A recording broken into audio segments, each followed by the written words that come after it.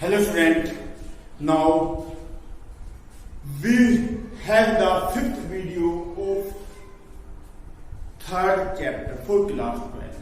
In this video we will discuss about the Kirchhoff's law and Wheatstone bridge. बस दो ही बात करेंगे, Kirchhoff's law और Wheatstone bridge, और उससे नेक्स्ट वीडियो में बात करेंगे मीटर ब्रिज और पोटेंशियोमीटर की। मैं ज्यादा लेंथी नहीं है, ज्यादा चीजें नहीं है, पर न्यूमेरिकल पोर्शन या कुछ न कुछ इन दो वीडियो से 100% आना ही आना है। मीन्स किर्चॉफ्स लॉ के बेस पे, व्हीटस्टोन ब्रिज के बेस पे, पोटेंशियोमीटर के बेस पे, या फिर आपका मीटर ब्रिज के बेस पे कुछ न कुछ न्यूमेरिकल या थ्योरेटिकल प्रॉब्लम्स आनी ही है। और जो आपने पढ़ा है पढ़ोगे क्या, मीटर ब्रिज और पोटेंशियोमीटर, उस पे आपके एक्सपेरिमेंट भी बेस्ड हैं। तो खैर हम बात करते हैं सबसे पहले Kirchhoff's law.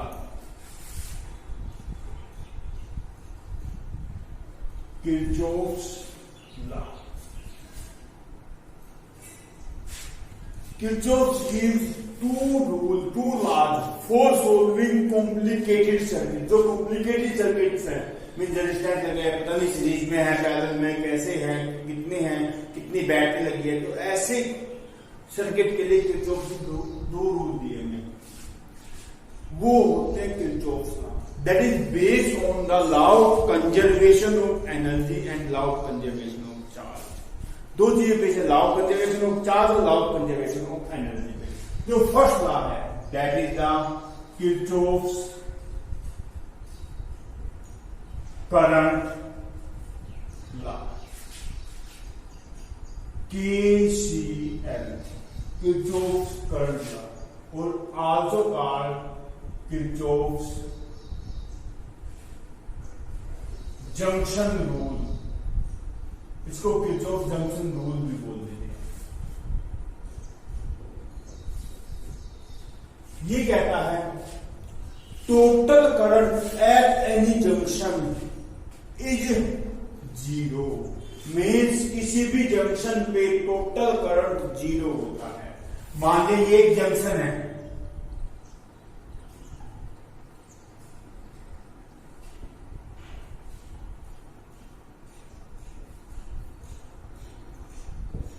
I1, I2, I3, I4, I5, I6, इस जंक्शन पे टोटल करंट ये है। तो ये कहता है कि delta I total current of the junction is zero. तो समेशन आई इस टोटल करंट का सम जीरो। अब कैसे current towards junction is taken as positive and current away from junction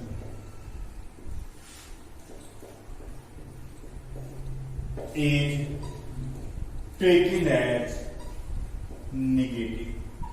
means जो करंट जंक्शन पे आ रहा है,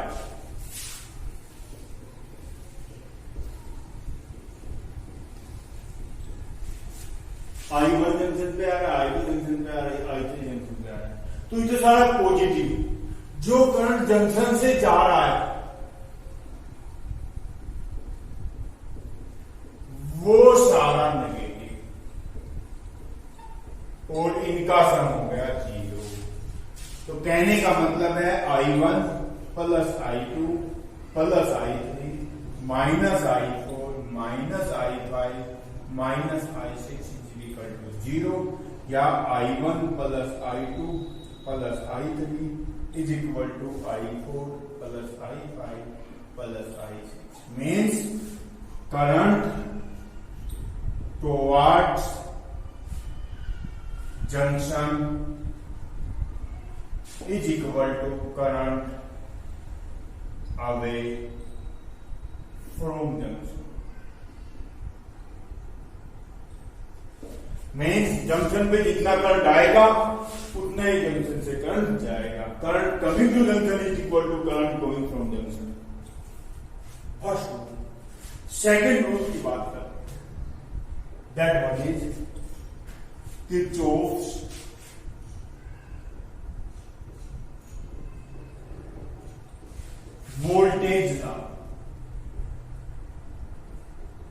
KVL, ये KCL था, ये KVL है, और किरचॉफ्स लूप रूल, इसको लूप रूल भी बोलते थे। अब ये क्या कहता है? ये कहता है total voltage drop across any junction is equal to 0। किसी जंक्शन में टोटल वोल्टेज जो ड्रॉप होती है वो 0 होती है। अब इसके लिए भी क्या करेंगे हम? देखो पहला, when we moving from, बस ये याद रखना लूप क्लोज होना चाहिए, ओपन लूप नहीं होना चाहिए, close loop. Total voltage drop in any close loop is equal to 0। If we moving from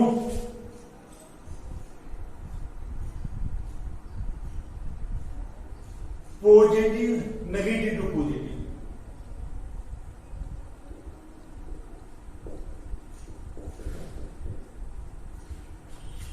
inside the loop, positive terminal of the battery inside the loop, taken as negative से positive जा रहे हैं तो positive लेंगे।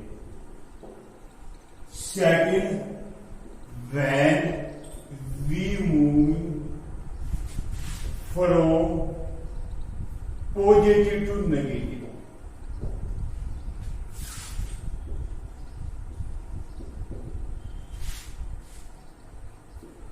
terminal of the battery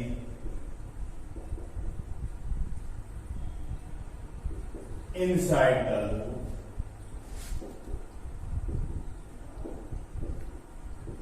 taken as negative. अगर battery के positive से negative जा रहे तो नेगेटिव, और नेगेटिव से पॉजिटिव जा रहे तो पॉजिटिव। थर्ड, वोल्टेज एक जगह होती है, वोल्टेज करंट और रेजिस्टेंस को multiply, product of current and resistance is positive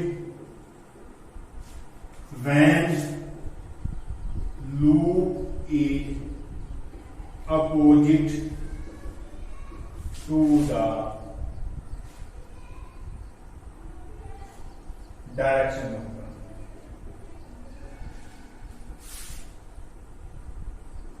And fourth one, product of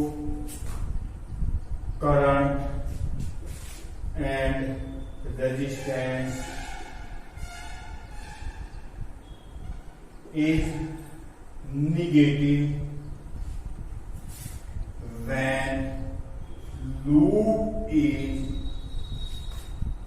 in the direction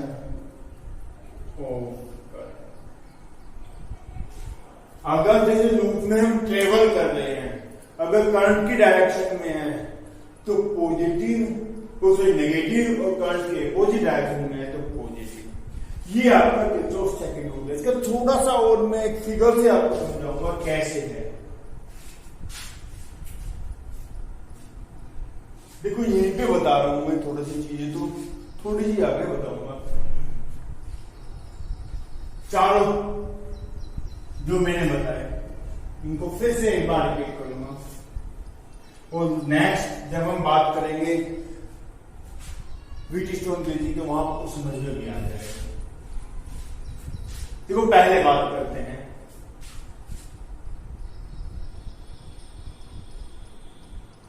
ये आपका लूप है, ये आपका करंट, ये वोल्टेज, ये रेजिस्टेंस, ये करंट। एक चीज में सारी चीजें हैं, इस फिगर में सारी चीजें हैं।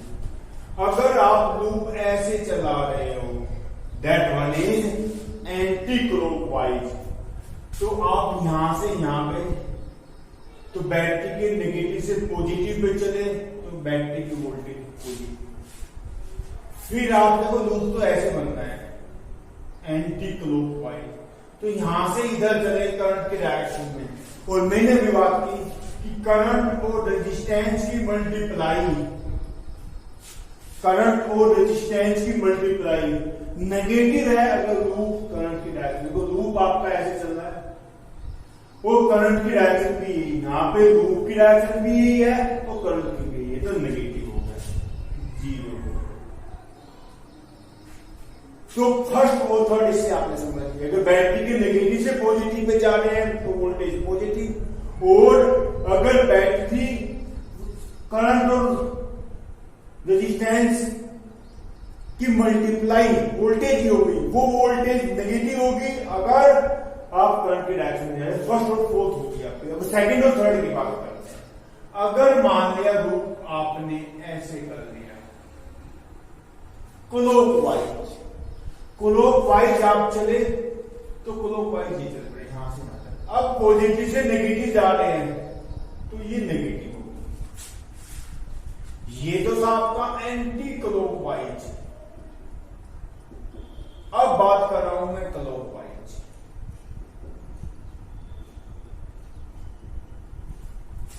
तो आप पॉजिटिव से नेगेटिव चले, वोल्टेज नेगेटिव, और यहां पे देखो करंट के अपोजिट चलोगे तो ये चीज पॉजिटिव,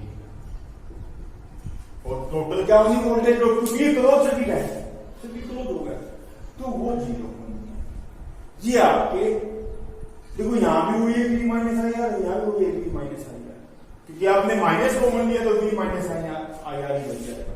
बात ये भी यहां भी यही है कि V is equal to I R, और यहां पे बात ये है V is equal to I R. ये आपकी किरचॉफ लॉ हो गई, किरचॉफ रूल हो गई। अब आपका इसके एप्लीकेशन है व्हीटस्टोन ब्रिज। व्हीटस्टोन ब्रिज क्या है?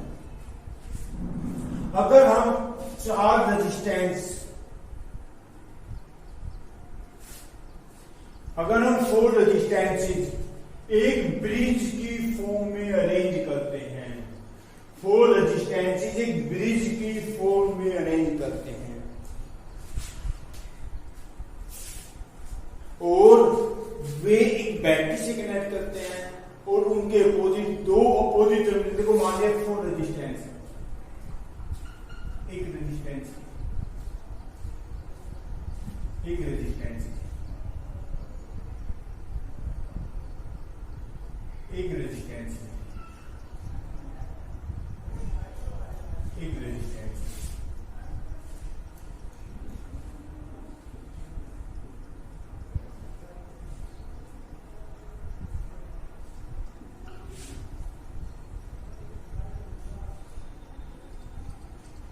P Q R S, 4 resistance है P Q R S, उनको हम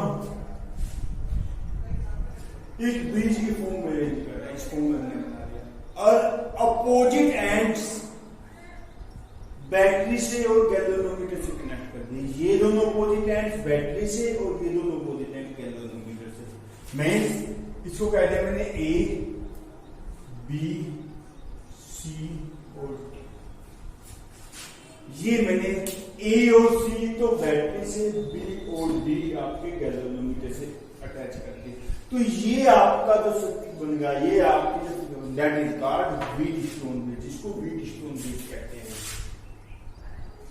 व्हीटस्टोन ब्रिज, व्हीटस्टोन ब्रिज क्या कहता है? At balancing condition, principle of Wheatstone bridge main चीज ही है। At balancing condition, balancing condition में क्या है? अपोजिट रेजिस्टेंस इक्वल होंगे, product of opposite resistance P S is equal to Q R, या ये भी कह सकते हैं P S is equal to Q R, P S is equal to Q R, P upon Q is equal to R upon S. P upon 2 equal to R upon S। यही भी कह सकते हैं P upon R is equal to 2 upon S, एक ही बात है। तो ये आपका प्रिंसिपल ऑफ व्हीटस्टोन ब्रिज।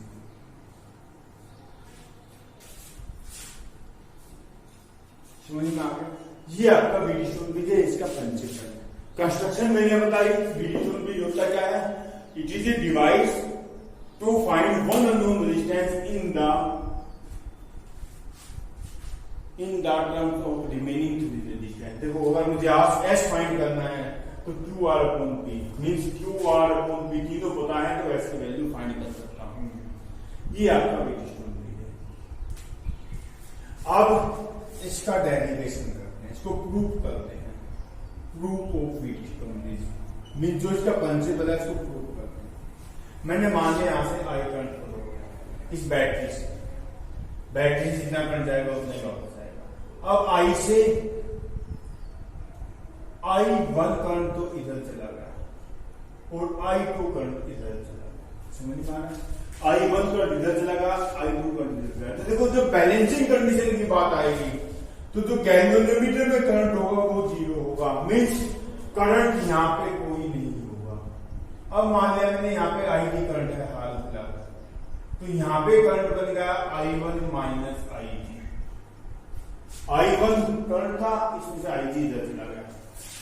यहाँ पे I2 करंट था, IG इधर से आ गया तो यहाँ पे हो गया I2 प्लस IG। फिर से बता रहा हूं, ये यहाँ I करंट था, इसमें से I1 इधर चला गया, I2 इधर चला गया। I1 में से IG इधर चला गया तो यहाँ पे रहेगा I1 माइनस IG, क्योंकि जितना करंट यहाँ आएगा इतना ही यहाँ से जाएगा। इन दोनों को जोड़ोगे तो I1 ही रह जाएगा। और यहाँ से I2 आया, I2 और IG इधर से आया तो I2 और IG I2 प्लस IG इधर हो गया।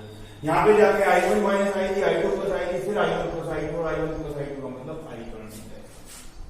ये आपका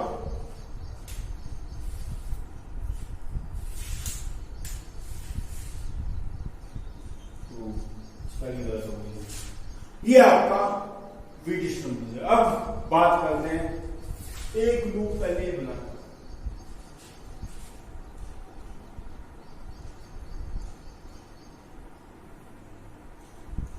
in the loop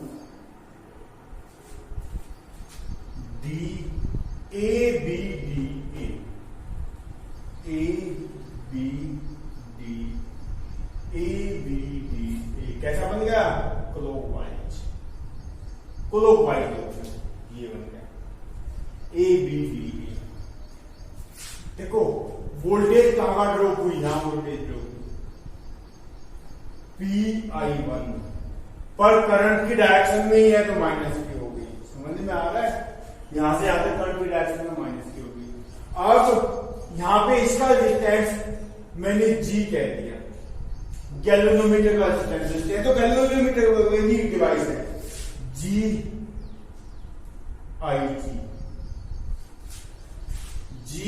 resistance IG इसमें करंट है। ये भी करंट की डायरेक्शन में लूप बना, पर ये करंट के अपोजिट बना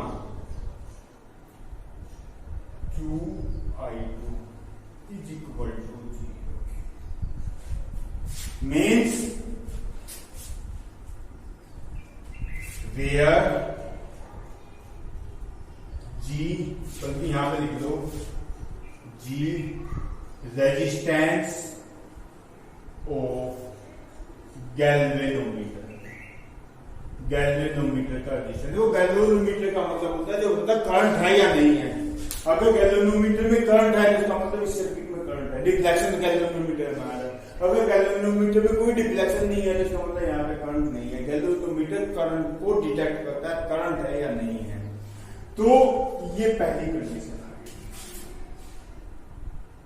दूसरा, इन द लूप BCD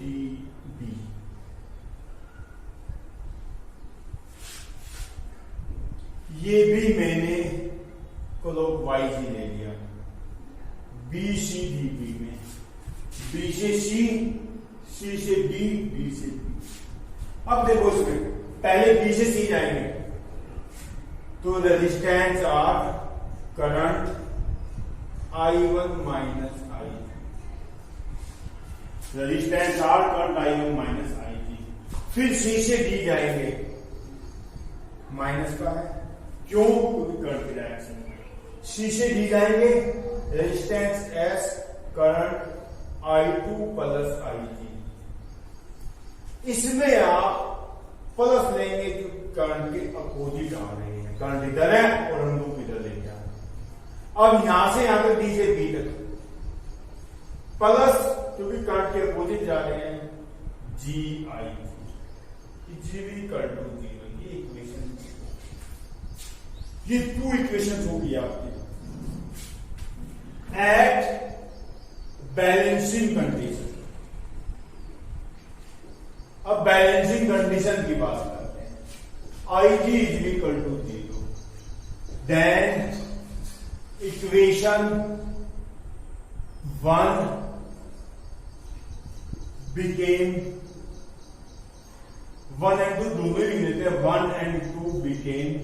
अब 1 और 2 कैसे हो जाएंगे? IG की वैल्यू 0 रखोगे तो 1 क्या हो जाएगी? Minus PI1 minus 0 plus 2I2 is equal to 0, means PI1 is equal to 2I2 and I1 upon I2 is equal to 2 upon. ये इक्वेशन देखो, मैंने क्या किया, IG को 0 रख दिया तो PI1 प्लस 2I2 बच गया, PI1 प्लस 2I2। मैं इसको इधर लेके चला गया, 2I2 is equal to PI1 और I1 upon I2 is equal to 2 upon 3। ऐसे ही इक्वेशन 2 को देखते हैं, क्या हो जाएगा? माइनस R I1, क्योंकि IG तो 0 हो चुका है, प्लस S I2, IG 0 हो चुका है, प्लस 0 इज इक्वल टू 0, क्योंकि IG 0 है तो सारा 0 हो जाएगा। तो यहां से आ जाएगा RI1 is equal to SI2 और I1 upon I2 is equal to S upon.